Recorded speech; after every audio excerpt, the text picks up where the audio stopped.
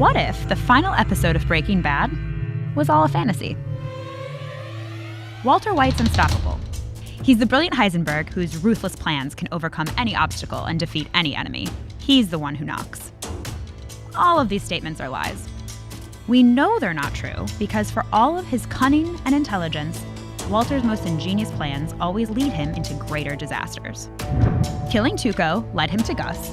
Killing Gus led him to the psychotic neo-Nazis. And all of it eventually led him to losing his family and hiding out in an abandoned cabin in the middle of the woods as a wanted criminal.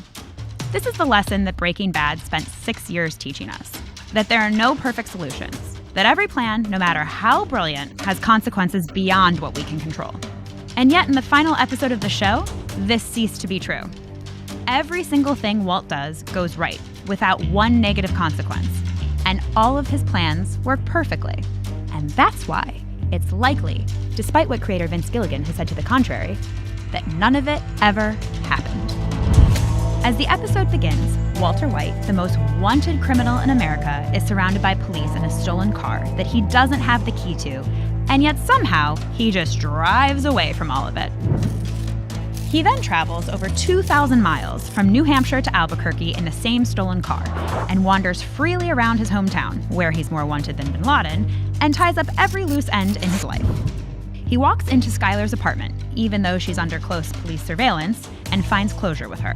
He then sees his daughter and son for the last time and walks away like a ghost. He poisons Lydia with ricin, hidden in a packet of stevia that he leaves at her table in a restaurant, even though he has no idea what table she would sit at. When he attacks the neo-Nazis, conveniently they're all gathered in one place, so he can massacre them all with his trunk machine gun. On a show about how everything can and will go wrong, in this final episode, everything lines up perfectly for Walt. That's because in Walt's mind, he is still Heisenberg, and Heisenberg was too great for a pedestrian ending like being arrested or dying of cancer. This is why he may have invented a glorious ending to a fantasy that was all inside his head. What do you think?